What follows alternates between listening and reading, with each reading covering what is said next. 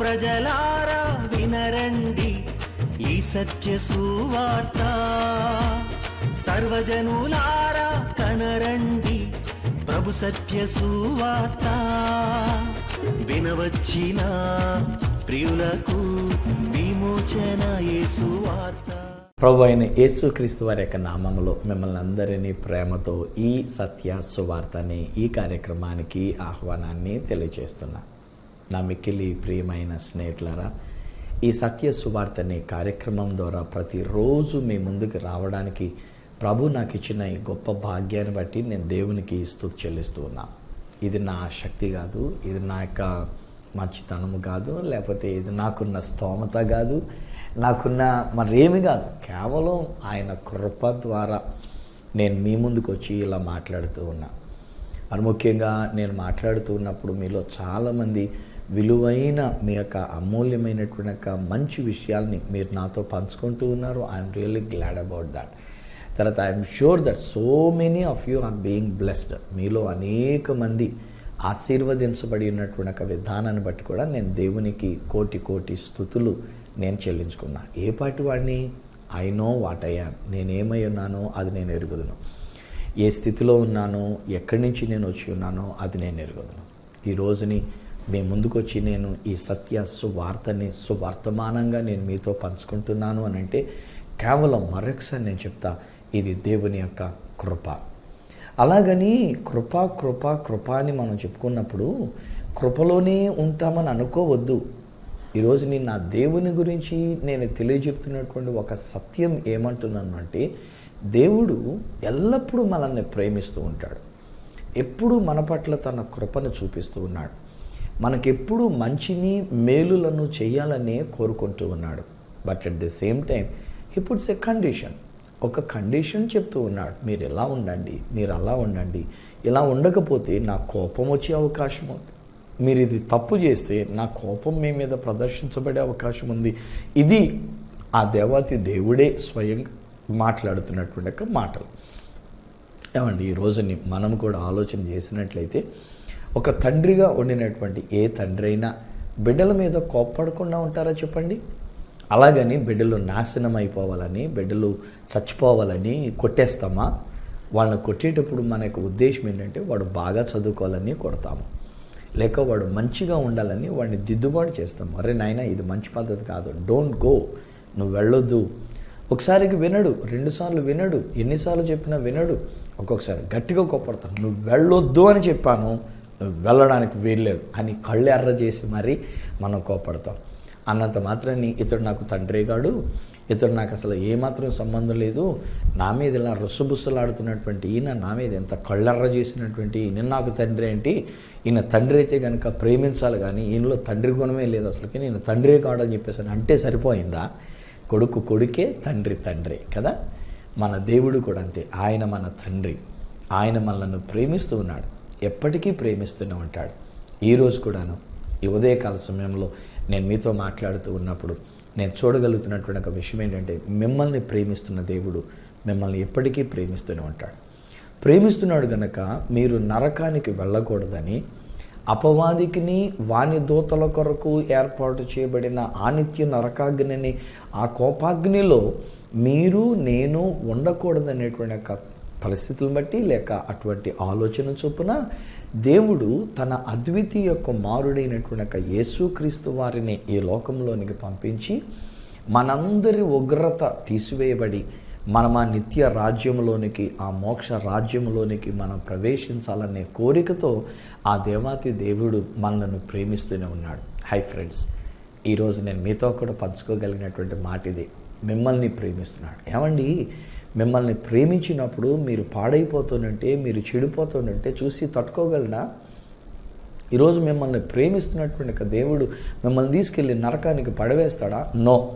ఈరోజు నేను చెప్పగలిగినటువంటి ఒక మాట అయితే నేను ఏమంటానంటే, నేను ప్రకటిస్తున్న దేవుడు మనందరము కూడా మంచిగా ఆయన రాజ్యములోనికి వెళ్ళాలని మనల్ని ప్రేమించి తన అద్వితీయ కుమారుణ్ణే మన కొరకు ఇచ్చి ఉన్నారు. ఆయన ఈ రోజుని మన విషయంలో అడుగుతున్న మాట ఏంటో తెలుసండి? లేక ఈరోజు మన నుండి ఆయన కోరుతున్నటువంటి ఒక మాట ఏమిటో తెలుసండి? బైబిల్ గ్రంథంలో నుండి ఒక వచనం నేను మీ కొరకు చదివి వినిపిస్తాను. ద్వితీయోపదేశకాండము 11వ అధ్యాయం 13వ వచనంలో ఎలాగున వ్రాయబడి ఉన్నది. ద్వితీయోపదేశకాండము 11వ అధ్యాయము 13వ వచనం.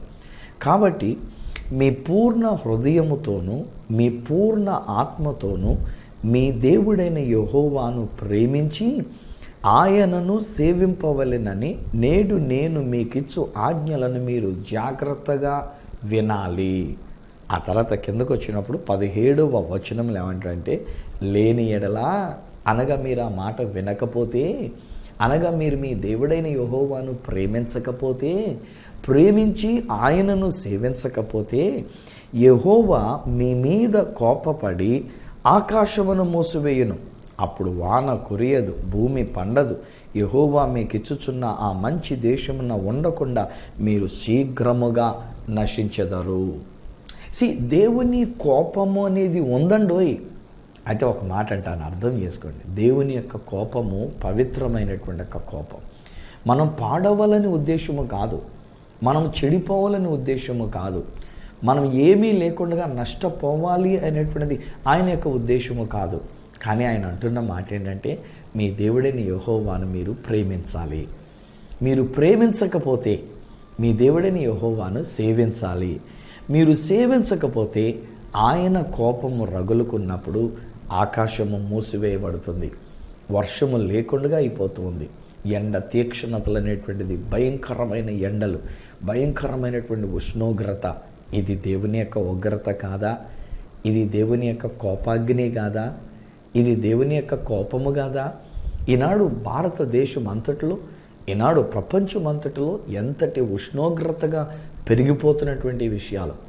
ఓ ప్రక్క మన యొక్క దేశంలో ఎంత భయంకరమైన ఉష్ణోగ్రతలుంటే కొన్ని దేశాల్లో -డిగ్రీల వరకు వెళ్ళిపోయి మంచు కురిసేస్తున్నటువంటి విషయాలు మనం వాట్సాప్లో వీటిల్లో చూస్తూనే ఉండి ఉన్నాం కదా.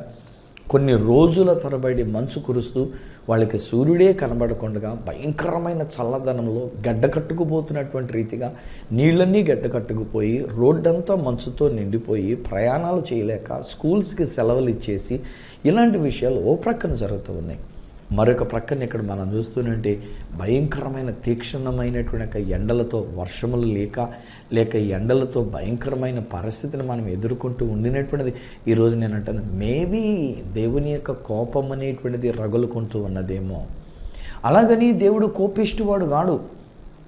దేవుడు మన మీద కోపపడి మన విషయంలో ఆయన ఏదో మనకి కష్టపరచడానికి, నష్టపరచడానికి, మనకి ఏమీ లేకుండా చేయడానికి ఇలాంటి ఉద్దేశం కలిగినటువంటి దేవుడు కాడు. But all that he requires, ఆయన అంటున్నది ఏమంటున్నాడంటే, మీ దేవుడైన యెహోవాను ప్రేమించండి, ప్రేమించండి. హై ఫ్రెండ్స్, ఈరోజు నేను మిమ్మల్ని అడుగుతున్నా, డూ యూ లవ్ గాడ్? దేవుడిని మీరు ప్రేమిస్తున్నారా? ఆ దేవాతి దేవుని యొక్క కార్యములను, ఆయన యొక్క బాటను మీరు గైకొంటూ ఉన్నారా? దేవుణ్ణి ప్రేమించి ఆయనను మనం సేవిస్తూ ఉన్నామా? లేక మనం ఈ లోకంలో ఉన్నటువంటి వాటిని కోరుకుంటూ, ఈ లోక సుఖభోగాల్ని కోరుకుంటూ, మహా అయితే ఒక 70, 80, 90 సంవత్సరాలు జీవించేటువంటి యొక్క జీవిత సుఖభోగాల్ని మనం కోరుకుంటూ దేవునిని సేవించడానికి బదులు, దేవునిని ప్రేమించడానికి బదులు ఈ లోకాన్ని మనం ప్రేమిస్తూ ఉన్నామా? ఈ లోకంలో ఉన్న వాటిల్ని మనం ప్రేమిస్తున్నామా? ఆలోచన చేయండి ఒకసారి. ఇది నీ దేవుడు కోరుతున్నాడు అంటే అందులో తప్పు లేదు కదా. ఎందుకనంటే ఆ దేవుడు మనలను ప్రేమించమని చెప్పేదానికంటే ముందుగా దేవుడే మనలను ప్రేమించి ఉన్నాడు. అతీతంగా ప్రేమించాడండి, మామూలుగా కాదండి. ఈరోజు నేను జ్ఞాపకం చేయనా స్నేహితులరా, దేవుడు మిమ్మల్ని ప్రేమించి తన అద్వితీయ కుమారుడైనటువంటి యేసుక్రీస్తు వారిని ఈ లోకానికి మన కొరకు పంపాడు. నా కొరకు, మీ కొరకు, మనందరి కొరకు ఆ దేవాతి దేవుడు తన ప్రియ కుమారుడైనటువంటి యేసుక్రీస్తు వారిని అనుగ్రహించేశాడు. అదే కదా యోహాను సువార్త 3వ అధ్యాయము 16వ వచనంలో చెప్పబడుతున్నటువంటి మాట. దేవుడు ఈ లోకాన్ని ఎంతో ప్రేమించినాడు. లోకాన్ని అని అంటే భూమి మీద ఉన్నటువంటి వాటిని అనుకోకండి. ఈ లోకంలో ఉన్నటువంటి ఒక వస్తువులను, లేక ఈ లోకంలో ఉన్న లోహాలనో, లేకపోతే మరిదేనినో దేవుడు ప్రేమించినటువంటి దేవుడు కాడు. ఆయన ప్రేమించింది ఈ లోకాన్ని అన్నప్పుడు ఈ లోకంలో ఉన్నటువంటి మానవులమైనటువంటి మనందరినీ ప్రేమించాడు. ఆయన ప్రేమించినప్పుడు క్రైస్తవులను ఒక్కళ్ళనే ప్రేమించలే. ఆయన ప్రేమించినప్పుడు ఒక మతమైనటువంటి వాళ్ళని ప్రేమించాలి. అలాగే కనుక ప్రేమించవలసి వస్తే ఓన్లీ యూదుల్నే ప్రేమించి ఉండవలసింది. ఆనాడు ఉన్నటువంటి ఒక యూదుడుగా ఒక యూదురాలి యొక్క కడుపులో నుంచి వచ్చినటువంటి వాడు కనుక, నేను ఆ యోధ జాతిలో పుట్టాను కనుక నేను ఆ యూదుల కోసమే ప్రేమిస్తాను, యూదుల్నే ప్రేమిస్తాను, యూదుల కోసమే ప్రాణత్యాగం చేస్తాను అని చెప్పేసి అనలే. దేవుడు లోకం అంతటినీ ప్రేమించాడు. తన అద్వితీయ కుమారుడైనటువంటి ఒక యేసుక్రీస్తు అని మన కొరకు ఇచ్చిన్నారు. ఈ యేసుక్రీస్తు ప్రభువారు మనందరినీ ప్రేమించి ప్రతి మానవుని యొక్క పాప క్షమాపణ కొరకు, మన పాపముల నుండి మనం విడుదల పొందుకొనుట కొరకు ఆయన తనంతట తానే ఆ సిలువ దగ్గరికి వెళ్ళారండి. ఆయన సిలువలో తన ప్రాణాన్ని పెట్టి ఉన్నారు. తన యొక్క రక్తమునంతా కూడా మన కొరకు కార్చి ఉన్నారు. అందుకని యోహాను రాసినటువంటి ఒక మొదటి పత్రికలో 3వ అధ్యాయము 4వ అధ్యాయాల దగ్గర కూడా మనం చూసినట్లయితే ఆయన సిలువలో తన ప్రాణం పెట్టుటలో ఇందులో ప్రేమ ఉన్నది అని అంటాడు భక్తుడు. ఆయన ప్రాణం పెట్టుటలో ప్రేమ ఉన్నది, ఆయన ప్రాణ త్యాగము చేయుటలో ప్రేమ ఉండి ఉన్నది, ఆయన మన కొరకు సిలువలో మరణించుటలో ప్రేమ ఉండి ఉన్నది. అబ్బా, అమూల్యం అండి బాబాయ్ గారు. ఇంత అమూల్యమైనటువంటి ఒక ప్రేమ ఎవరివ్వగలరు? ఏమండి, ఈరోజు నేను ఖచ్చితంగా చెప్తానండి, ఎంత ఒకవేళ ప్రేమిస్తున్నానని చెప్పిన భార్య అయినా, ఎంత ప్రేమిస్తున్నాను అని చెప్పినటువంటి ఒక భర్త అయినా, ఎంత ప్రేమిస్తున్నామని చెప్పుకునే ప్రేమికులైనా ప్రాణం పెట్టేటంతగా ప్రేమించినటువంటి వాళ్ళు ఎవరు లేరండి. బైబిల్ గ్రంథంలో యోహాను సువార్తలో ప్రభువారు మాట్లాడుతుంటారు, తన స్నేహితుల కొరకు ప్రాణము పెట్టువాని కంటే ఎక్కువైన ప్రేమ గలవాడు ఎవరున్నారు? మీరందరూ, మనమందరం దేవుని యొక్క స్నేహితులుగా దేవుడు చూస్తున్నాడు. శత్రువులుగా చూడలే, మనల్ని తన ప్రియమైన కుమారులుగా చూస్తూ ఉన్నాడు. తన సొత్తైన ప్రజలుగా మనం చూస్తున్నాడు. నా కొరకే, కేవలం మీ కొరకే, మనందరి కొరకు ఆ దేవాతి దేవుడు తన అద్వితీయ కుమారుడైన యేసుక్రీస్తు వారిని ఈ లోకానికి అప్పగించేశాడు, అనుగ్రహించేశాడు. తన ప్రాణం పెట్టడానికి అన్నట్టుగా ఆయన సిలువలో తన ప్రాణం పెట్టడానికి యేసుక్రీస్తు ప్రభువాన్ని మన కొరకు పంపించేశారు. ఆయన సిలువలో తన ప్రాణం పెట్టుట ద్వారా ప్రేమ అంటే ఏంటో తెలియజేస్తున్నారు. ఒక్కొక్కసారి కొంతమంది మాట్లాడుతూ సిలువను గురించి ఏమేమో అంటారు. ఒకసారి ఒకళ్ళెవరో మాట్లాడుతూ సిలువ ఒక నరకం అని చెప్పేసి అని అన్నారు. నో, ఈరోజు నేను అంటాను, ఆ సిలువ యేసు ఒకవేళ అంతటి శ్రమని సిలువలో భరించి ఉండి ఉండవచ్చు, కానీ మన మీదున్న ప్రేమ, నా మీదున్న ప్రేమ అసలు అది లెక్క చేయలేదు. ఆయన ఆ సిలువలో ఉన్న ఆ యొక్క కష్టాన్ని, ఆ బాధని, ఆ శ్రమని ఆయన అసలు పట్టించుకోలేదు. ఎందుకనంటే అంత ప్రేమ నా కొరకు చూపించాడు ఆయన, మీ కొరకు చూపించారు ఆయన. ఈరోజు నేను నా ప్రియ స్నేహితులారా, మీరెంత ప్రేమిస్తున్నారు లేదో నాకు తెలియదు, కానీ నేను చెప్తా ఖచ్చితంగా, నా యేసయ్య, నా దేవాతి దేవుడు మనల్ని ఎంతగానో ప్రేమించాడు. తండ్రి అయిన దేవుడు నన్ను ప్రేమించాడు. నేను మంచోడిని అయ్యాక నన్ను ప్రేమించలే. నేను మంచివాడిగా నేను పరిగణించబడిన తర్వాత, ఇప్పుడు ప్రజలందరికీ టీవీలో ఇలా కనబడుతూ నేను వాక్యాలు చెప్తున్న తర్వాత అందుకు నన్ను ప్రేమించలే. నేను ఇంకా పాపినై ఉంటుండగా ఆయన నన్ను ప్రేమించాడు. నేను ఇంకా పాపములో ఉంటుండగా, నేను భయంకరమైన ఘోరమైన పాపినై ఉంటుండగా ఆయన నన్ను ప్రేమించాడు, నా కొరకు తన ప్రాణం పెట్టాడు. హై ఫ్రెండ్స్, బహుశా ఈరోజు ఈ నా మాటలు వింటున్నటువంటి మీలో కూడా ఒకరు బహుశా ఘోరమైన పాపములో ఉండి ఉన్నారు కదూ. దేవునికి చాలా విరుద్ధంగా మీరు ఉంటున్నారు కాదు. దేవునికి దూరంగా మీరు జీవిస్తున్నారు కాదు. ఎవరు ఎంత చెప్పినా మీరు మాట వినిపించుకోకుండా మీరు వేరేగా ప్రవర్తిస్తున్నారు కాదు. మీరు చెడ్డగా ఉంటూ ఉన్నారమ్మా. చెడు వ్యసనాలకు మీరు బానిసగా ఉంటున్నారమ్మా. బహుశా మీ ఆరోగ్యాన్ని కూడా మీరు లెక్క చేయట్లే. ఇప్పటికే మీరు బలహీనమైపోయారు, అయినా కానీ మీ ఆరోగ్యాన్ని మీరు పట్టించుకుంటలే. 10 మంది మీతో చెప్తూనే ఉన్నారు, జాగ్రత్త బాబు, ఇక మీదట నువ్వు అలా చేయకు, ఇలాంటి పని చేయకు, ఇది నువ్వు ఆ వ్యసనానికి బానిస కాకు, ఇలాంటి విషయంలో నువ్వు ఉండకు, దూరంగా ఉండు అని ఎంత ప్రేమపూర్వకంగా చెప్తున్నా మనం అసలు ఏమాత్రం పట్టించుకుంటలే కదా. మరి అలాంటప్పుడు ఆయన కోపం రగులుకోకుండా ఎలా ఉంటుంది చెప్పండి? మిమ్మల్ని ప్రేమిస్తున్నాడు కనుకనే మీ మీద కోపడుతున్నాడు ఆయన. మిమ్మల్ని ప్రేమించాడు కనుకనే మిమ్మల్ని గద్దిస్తూ ఉన్నాడు ఆయన. మిమ్మల్ని ప్రేమిస్తున్నాడు కనుకనే తన కోపము ద్వారానైనా మనము మారు మనసు పొంది దేవుని దగ్గరికి తిరిగి వస్తాము అనేటువంటి ఒక భావనతో ఆయన తన కోపాన్ని ప్రదర్శిస్తున్నాడు. ఎంత ఉష్ణోగ్రత, ఇంత భయంకరమైనటువంటి యొక్క పరిస్థితులు, లోకంలో జరుగుతున్నటువంటి యొక్క మార్పులు, ఇవన్నీ చూస్తుంటే దేవుని యొక్క కోపాగ్ని మనం అర్థం చేసుకోవాలి. దేవుని యొక్క కోపాన్ని మనం అర్థం చేసుకోవాలి.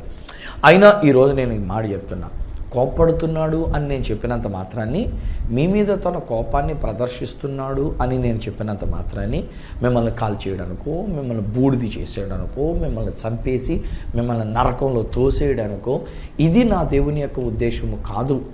ఆ దేవుడు మాట్లాడుతున్న మాట ఏంటంటే, ఇప్పుడైనా తిరిగి నా యొద్దకు రండి, ఇప్పుడైనా మీ దేవుడైన యెహోవాగా నన్ను ప్రేమించండి. ఇది ఆ దేవుడు కోరుతున్నాడు.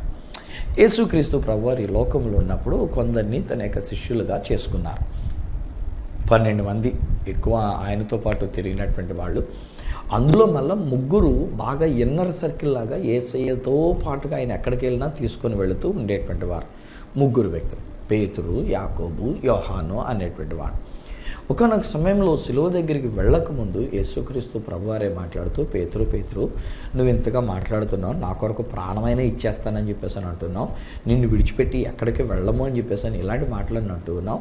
కానీ రాత్రి తెల్లవారే కోడి కూసేలోగా, అంటే తెల్లవారేలోగా 3 సార్లు నీవు నన్ను ఎరుగను అని అబద్ధం ఆడతావయ్యా అని చెప్పేసాను. ప్రభువా నేనా? అసలు అబద్ధం అన్నాడు.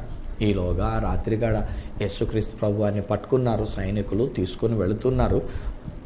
ఈయన కొంచెం దూరంగా వెంబడించుకుంటూ ప్రధాన యాజకుడైనటువంటి కైపా ఇంటి వరకు కూడా వచ్చి ఉన్నారు. అక్కడికి వచ్చాక మళ్ళీ ఇంటి లోపలికి కానీ వరండాలోకి కానీ వెళ్ళకుండా బయటే వాకిట్లోనే అక్కడే ఉండి తచ్చాడుతూ ఉన్నాడు. ఈలోగా ఒక అమ్మాయి వచ్చి అడిగింది, అయ్యా నువ్వు కూడా గలిలయలో ఒకడు కావాలి? అబ్బే నాకేం తెలియదు అనేసాడు గబుక్కుని. ఆ తర్వాత మళ్ళీ ఇంకొక సైనికుడు ఎవడో వచ్చి అడుగుతాడు, ఇదిగో నీవు ఆ యేసు అనేటువంటి అతనితో ఉన్న వ్యక్తివి కదా అని చెప్పేసాడు. బేబే నాకు అసలు ఏం తెలియదండి అంటాడు. మళ్ళీ ఈలోగా 3వ వ్యక్తి కూడా వచ్చి తెల్లవారుతుందనగా ఈయన అక్కడ తచ్చాడుతుంటే చూసి, ఏమయ్యా నువ్వు ఆ యేసు అనేటువంటి ఆయనతో ఉన్న గల్లీడు కావా, ఆయన శిష్యుడు కావా అని చెప్పేసాడంటే, అబ్బే నాకు తెలియదండి బాబు, మీరు ఎవరి గురించి చెప్తున్నారు, అమ్మ తోడు అసలు ఆయన ఎవరో నాకు తెలియదు అనేటువంటి రీతిగా ఒట్టు పెట్టుకుంటకును చెప్పించుకుంటకును మొదలుపెట్టింది. ఈలోగా కోడి కూసింది. అప్పుడు పశ్చాత్తాపమైంది, అయ్యో నా ప్రభు ఇలా చెప్పారు కదా, కోడి కూసేలోగా నేను అబద్ధం ఆడతానని. సరిగ్గా ఆ టైంలో యేసుక్రీస్తు ప్రభువారిని ఆ లోపల నుంచి గోతులో పెట్టినటువంటి ఆయన్ని గోతులోంచి బయటకు తీసి బహుశా అటుపక్క నుంచి మరలా పిలాతు దగ్గరికి అనేటువంటి రీతిగా తీసుకొని వెళ్ళే తెల్లవారుజాము సమయం అయ్యి ఉంటుంది బహుశా. అప్పుడు యేసుప్రభు అలా బయటకు వచ్చి ఆయన పట్టుకొని తీసుకొని వెళ్తుంటే యేసుప్రభు పేతురు కళ్ళల్లో కళ్ళు కలిసినటువంటి ఒక విషయం. ఆ యేసుప్రభు యొక్క కళ్ళల్లో కోపము కాదు, యేసుప్రభు కళ్ళల్లో ఉన్నటువంటిది నేరస్థాపన కాదు, యేసుప్రభు కళ్ళల్లో ప్రేమ కనబడుతూ వచ్చింది. హాయ్ ఫ్రెండ్స్, ఈరోజున కూడా నేను చెప్తా, నేను మిమ్మల్ని ఇలా సూటిగా చూస్తుండగా దేవుని యొక్క ప్రేమ మిమ్మల్ని చూస్తూ ఉంది. మీరు ఇంకా దేవునికి దూరంగా ఉన్నారు, మీరు దేవుని యొక్క సన్నిధికి దూరంగా ఉన్నారు, మీరు దేవుని ఆలయానికి దూరం అయిపోయిన స్థితిలో ఉన్నారు. బహుశా దేవుణ్ణి విడిచిపెట్టేసి మీరు ఉంటూ ఉన్నారు. ఎలా జరిగిందో మొత్తానికి మీ ఇంటిలో ఎవరో ఈ యొక్క ఛానల్ పెట్టారు కనుక ఈయన కార్యక్రమాన్ని, ఈ సత్య సువార్త అనే కార్యక్రమాన్ని మీరు చూస్తున్నారు. కానీ సడన్గా మీరు ఇటు చూసేసరికి నా కళ్ళు మీ కళ్ళు కలిసినాయి. ఈ కళ్ళల్లో వచ్చినటువంటి ఒక సంభాషణ ఏంటంటే, దేవుడు నిన్ను ప్రేమిస్తూ ఉన్నాడు. హాయ్ బ్రదర్, ఉగ్రతను గురించి నేను చెప్పట్లే మీ మీద, మీకు ఉగ్రత వస్తుంది అని నేరస్థాపన చేయట్లే. మీరు ఉగ్రత పాలైపోయి మీకు వర్షం లేకుండా మీకు ఎండ దెబ్బ తినేసి మీరు అలాగైపోతారు, మీరు నశించిపోతారు, మీరు చచ్చిపోతారు, ఇలాంటి మాటలు నేను చెప్పట్లే. నా దేవుని యొక్క ప్రేమ నేను చెప్తున్నా. ఆయన మిమ్మల్ని ప్రేమించాడండి. మీరు ఆ యొక్క పాపంలో నుంచి, ఆ పరిస్థితుల నుంచి బయటికి రావాలని మిమ్మల్ని మీరు పుట్టక మునిపే ప్రేమించేసాడండి బాబు. ఇప్పుడు కూడా మిమ్మల్ని ప్రేమిస్తున్నాడండి, ఇక ముందు కూడా మిమ్మల్ని ప్రేమిస్తూనే ఉంటాడండి. బాబోయ్, నా దేవుని యొక్క ప్రేమను గురించి చెప్పాలంటే ఎన్ని వారాలైనా ఎన్ని రోజులైనా నేను అలా చెప్తూనే ఉండొచ్చండి బాబాయ్ గారు. అంత అమూల్యమైన ప్రేమ, అంత శక్తివంతమైన ప్రేమ, అంత బలమైన ప్రేమ, అంత గొప్ప ప్రేమ నా దేవుని యొక్క ప్రేమ. ఆ ప్రేమ మీ ఉగ్రత నుంచి మిమ్మల్ని రక్షించడానికి, మీ ఉగ్రత నుంచి మిమ్మల్ని తప్పించడానికి ఆయన తన ప్రేమను మీ కొరకు వెల్లడిపరిచాడు. అక్కడితో అయిపోలే. ఇంకా అక్కడి నుంచి పేతురు గారు చూడండి ఒకటే ఏడుపు బహుశా వేదన పడుతూ ఉన్నాడు. చివరికి ఆ వేదనలో తను అంటాడు కదా, ఎందుకు వచ్చిందిరా బాబు, నేను మళ్ళీ చేపబడ్డానికి పోతాను, ఈ వేదన నేను తట్టుకోలేకపోతున్నాను. ఆయన చూసిన చూపులు నన్ను వెంటాడుతూ ఉన్నాయి, ఆ కళ్ళు నన్ను వెంటాడుతూ ఉన్నాయి.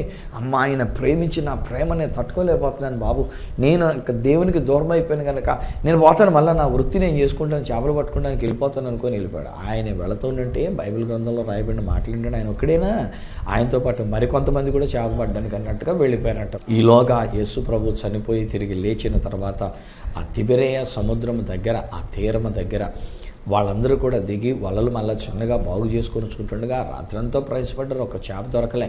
అక్కడ కనబడతారు యేసుక్రీస్తు ప్రభువారు. పిల్లలారా, ఏమైనా ఉన్నాయంటే, రాత్రంతా ప్రయాసపడ్డాం, ఒక్కడ దొరకలేదు ఆయన అని చెప్పేసి ఏదో ఎవరికో జవాబు ఇచ్చినట్టుగా చెప్పారు. అప్పుడు ప్రభు ఒక మాట్లాడారు, మీ కుడి ప్రక్కన వల వేయండి అనేసరికల్లా విస్తారమైన చేపలు పడినాయి. అప్పుడు పేతురు గారు తెలుసుకుంటాడు, పక్కనున్న శిష్యుడు చెప్తాడు, ఆయన ప్రభువు, ఆయన యేసు ప్రభు అని చెప్పేసరికల్లా అమాంతంగా నీళ్ళలోనికి దుమ్ముకాడు. బహుశా ఏ గోచి పెట్టుకున్నాడు, ఏ చిన్న వస్త్రమే కప్పుకొని ఉన్నాడు. సో ఇప్పుడు యేసు ప్రభు దగ్గర సిగ్గుపడి అవమానంతో ఏం చేశాడంటే అమాంతంగా నీళ్ళలోనికి దుమ్ముకాడు. కానీ ప్రభు ప్రేమతో పిలుస్తాడు, రండి, మీ దగ్గర తినడానికి మీరు పట్టిన చేపలోంచి కొన్ని తీసుకొని రండి, ఆల్రెడీ మీ కొరకు కొన్ని చేపలు ఇక్కడ కాల్చిపెట్టాను, రండి తిందురుగానని చెప్పేసి ప్రభు కాల్చిపెట్టి ఉంచినటువంటి ఒక చేపలతో పాటు మరికొన్ని చేపలు కూడా ఇందులో వేసుకొని వాళ్ళు అప్పుడు తింటారు. వాళ్ళు భోజనం చేసిన తర్వాత బైబిల్లో రాయబడినటువంటి ఒక మాట ఏంటంటే, యేసుక్రీస్తు ప్రభువారు ఇదే పేతురుతో మాట్లాడుతుంటాడు, పేతురు, వీళ్ళందరికంటే వీటన్నిటికంటే నీవు నన్ను ప్రేమిస్తూ ఉన్నావా? హై ఫ్రెండ్స్, ఈరోజున అదే మాట మీతో దేవుడు సూటిగా అడుగుతున్నాడు. బహుశా మీలో ఒక్కరు పేతురేమో కదా. పేతురు అనేసరికి మిమ్మల్నేనండి ప్రభు పిలుస్తున్నటువంటిది.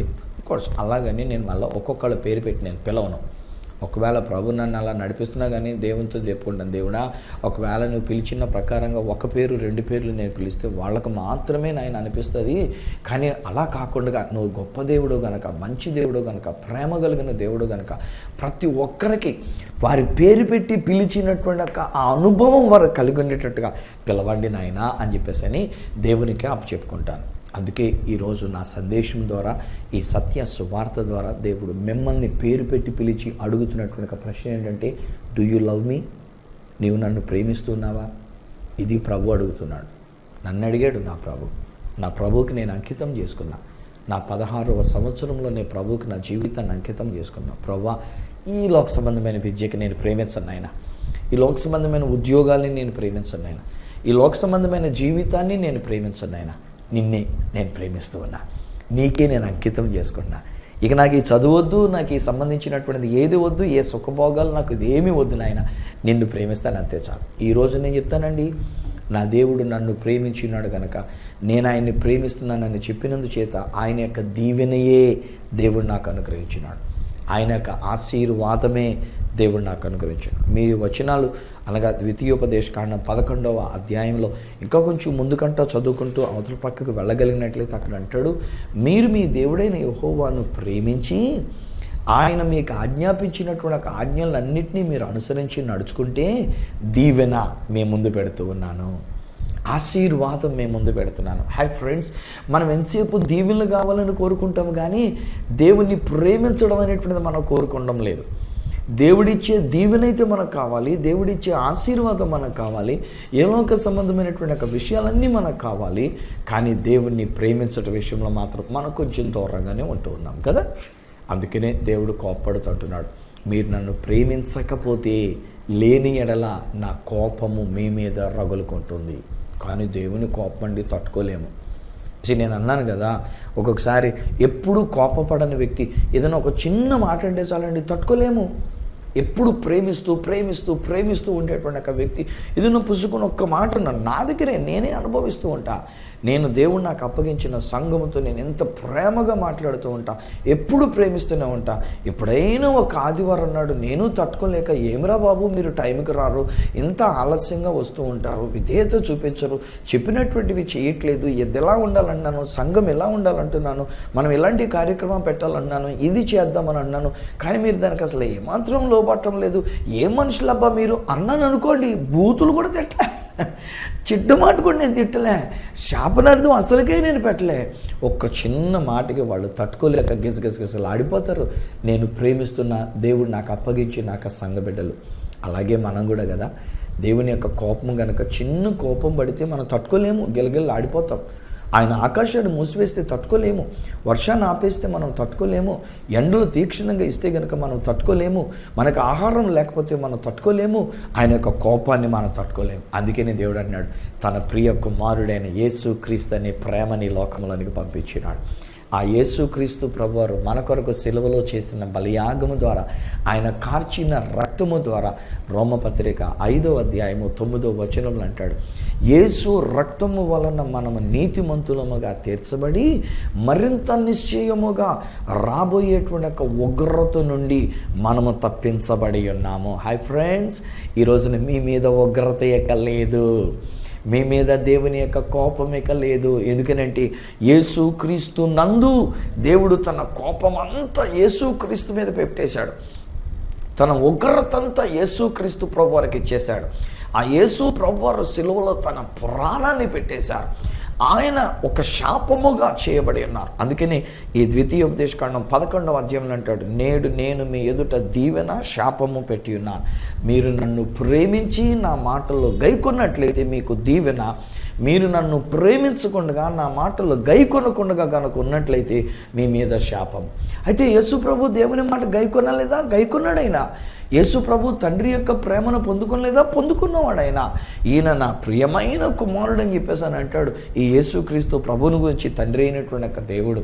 కానీ మన పాపం, నా పాపం, మీ పాపం, మనందరి పాపము యేసు మీద మోపబడి ఆయన మ్రాను మీద వ్రేలాడదీయబడినప్పుడు బైబిల్ అంటుంది, మ్రాను మీద వ్రేలాడదీయబడిన వాడు శాపగ్రస్తుడని సెలవిచ్చిన ప్రకారంగా నా యేసు నా కొరకు, మీ కొరకు, మన కొరకు శాపమై తన రక్తాన్ని చిందించి తన రక్తము ద్వారా మనలను నీతిమంతులుగా తీర్చి దీవెన ఆశీర్వాదములను మనకిచ్చినాడు. ఈరోజు నేనంట, ఇక మీదట ఈయన మాటలు వింటున్న మీరు ప్రతి ఒక్కొక్కరు, మీ ఇంట్లో ఉన్న ప్రతి ఒక్కరు కూడా ఇక మీదట శాపానికైనటువంటి వాళ్ళు కారు, ఉగ్రత కొరకైనటువంటి వాళ్ళు కారు. ఆయన కోపము మీ మీద ఇక లేదు. ఆయన యొక్క కోపము తన కుమారుని మీద వేసుకొని ఈరోజు మనల్ని అందరినీ ప్రేమతో అన్నాడు, నన్ను ప్రేమించండి అంటున్నాడు ఆయన. ఆయన్ని ప్రేమిద్దామండి, అంతమించి ఏం కావాలండి? మన కొరకు అన్నీ ఇచ్చిన దేవుణ్ణి ప్రేమించడమే కదా కోరుతున్నాడు. మన కొరకు ఎంత త్యాగం చేసినటువంటి ఆయనను, మనకు దీవెనలన్నీ ఇచ్చిన ఆ యేసుక్రీస్తు ప్రభువుని, తండ్రి అయిన దేవుణ్ణి ప్రేమిస్తున్నామని చెప్దామా? కమాన్ ఫ్రెండ్స్, ఆయనతో పంచుకుందాం. తండ్రి, నీకు వందనాలు. మీరు మమ్మల్ని ప్రేమించారు, ముందుగా మీరే మమ్మల్ని ప్రేమించారు. మేము ప్రేమించితమని కాదు, మీరు మమ్మల్ని ప్రేమించి మా మీద ఉన్న ఉగ్రతను తీసివేసి ఉన్నారు, మా మీదకు రావాల్సిన కోపాన్ని తీసివేసి ఉన్నారు. మమ్మల్ని ప్రేమించారు గనక అది నీ ప్రియమైన కుమారుడుగా ఉండిన అద్వితీయ కుమారుడైన యేసుక్రీస్తు వారి మీద నీ కోపాన్ని ప్రదర్శించి నాయన వారి చెయ్యి విడిచిపెట్టి వారిని సిలువలో మ్రాను మీద వ్రేలాడేటట్టుగా చేసి మా కొరకు తన బలియాగం ఉన్నట్లుగా, మా కొరకు యేసు తన రక్తమంతా కార్చున్నట్లుగా నీ కోపాన్ని అక్కడ చూపించారు. మా మీద ఇక నీ ఉగ్రత లేదు గనక నీకు వందనాలు. మా మీద నీ ప్రేమయే ఉన్నది. నీ ప్రేమ చేత మా మీదకి రావాల్సిన కోపాన్ని మీరు తీసివేసి ఉన్నారు కనుక నీకు వందనాలు. ఇప్పుడు మమ్మల్ని నువ్వు కోరుతున్న మాట ప్రకారంగా ఈ మాటే చెప్తున్నాం. దేవా, మేము నిన్ను ప్రేమిస్తాం. ఆనాడు పేతురునైనా తనకు తెలిసిన ప్రేమనే చెప్పాడు. ముమ్మారు మీరు అడిగారు, పేతురు నీవు నన్ను ప్రేమిస్తున్నావని. ముమ్మారు కూడా తన స్థాయిని, నీవు అడిగిన స్థాయిని చెప్పలే, తనకున్న కింద స్థాయిని చెప్పారు. ఎంతవరకే ప్రేమిస్తున్నాను అన్నట్టుగా. అయినా మీరు ఎంత ముగ్ధులైపోయి మంచి జవాబు ఇచ్చారు. అలాగేనైనా ఇదిగో నీ బిడ్డలమైనటువంటి మేమందరం ప్రేమించగలిగిన అంతే ప్రేమిస్తున్నాం. అంత ఎక్కువ ప్రేమించట్లేదు. మా పూర్ణ హృదయంతో, పూర్ణ ఆత్మతో, పూర్ణ శక్తితో, పూర్ణ బలంతో అంత మేము ప్రేమించలేకపోతున్నాం. కానీ ఏదో చిన్నపాటి ప్రేమగా మేము ప్రేమిస్తున్నామని చెప్తున్నాం. ఈ ప్రేమలోనే మా మీదకి రావాల్సిన కోపాన్ని రానివ్వకుండా, మా మీదకి రావాల్సిన ఉగ్రత రానివ్వకుండా మమ్మల్ని రక్షించినందుకు, నీతిమంతులుగా తీర్చినందుకు, నీ రాజ్య వారసులుగా చేసుకున్నందుకు కోటి కోటి స్తుతులు మీకు చెల్లించుకుంటున్నాం. నీ దీవెన ఈ కుటుంబం మీద నేను ప్రకటిస్తున్నా. నీ ఆశీర్వాదం ఇక్కడున్న ఈ వ్యక్తులందరి మీద నేను ప్రకటిస్తున్నా. ఉగ్రత తీసివేయబడినది, నీ కోపము తీసివేయబడినది, నీ ఆశీర్వాదమే వీరికి వచ్చినది. యేసు నామమున నీ దీవెన వీరి కొరకు నేను పలుకుతూ ప్రార్థించి పొంది ఉన్నాము తండ్రి, ఆమేన్. తండ్రి, కుమార, పరిశుద్ధాత్మలను దేవదేవుని దీవెన ఆశీర్వాదం ఆయన బిడ్డలుగా మీకు, మీ కుటుంబానికి అంతటికి నిరంతరము తోడయుండి మిమ్మల్ని ఆశీర్వదించి నడిపించును గాక. ఆమేన్, ఆమేన్. వెల్ స్నేహితులారా, యేసుక్రీస్తు ప్రభువు నందు మన మీదకి రావాల్సిన కోపం తొలగిపోయింది, మన మీదకి రావాల్సిన ఉగ్రత తొలగిపోయింది. కూల్ మంచిగా దేవుని యొక్క ఆశీర్వాదముతో మీరు సంతోషంగా ఉండండి, మీరు దీవెనలతో ఉండండి. ఆ దేవుని యొక్క ఆశీర్వాదములు మీరు అనుభవించండి. మీరు పొందుకున్న మేలులు ఆశీర్వాదాలు ఒకవేళ నాతో పంచుకోవాలని కోరుకున్నట్లయితే నిరభ్యంతరంగా ఒక ఉత్తరం ద్వారా కానీ, ఒక ఫోన్ ద్వారా కానీ, ఒక SMS ద్వారా కానీ మీరు నాకు తెలియజేయచ్చు. నా అడ్రస్ ఈ సత్య సువార్త, సామర్లకోట 533440, తూర్పుగోదావరి జిల్లా, ఆంధ్రప్రదేశ్. అడ్రస్ మరొకసారి ఈ సత్య సువార్త, సామర్లకోట 533440, ఈస్ట్ గోదావరి డిస్ట్రిక్ట్, ఆంధ్రప్రదేశ్. అప్పటికి ఒకవేళ నాతో మీరు ఫోన్లో మాట్లాడాలని కోరుకుంటున్నట్లయితే నా ఫోన్ నెంబర్స్ 9848110907, 9440040992, 8885527662. ఒకవేళ నాకు ఈమెయిల్ ద్వారా మీరు ఏదైనా తెలియజేయాలని కోరుకున్నట్లయితే నా ఈమెయిల్ ID ఈ సత్య సువార్త @gmail.com. మళ్ళీ నెక్స్ట్ ప్రోగ్రాంలో మిమ్మల్ని కలుసుకునేటంత వరకు మనం ఆయనను ప్రేమిస్తుంటుండగా మన ఉగ్రత నుండి మనల్ని తప్పించిన ఆ యేసయ్య చేతులకే మిమ్మల్ని అప్పగిస్తూ మీ దగ్గర సెలవు తీసుకుంటున్న మీ ప్రియమైన సహోదరుడు ఈ సత్య సువార్త రాజు.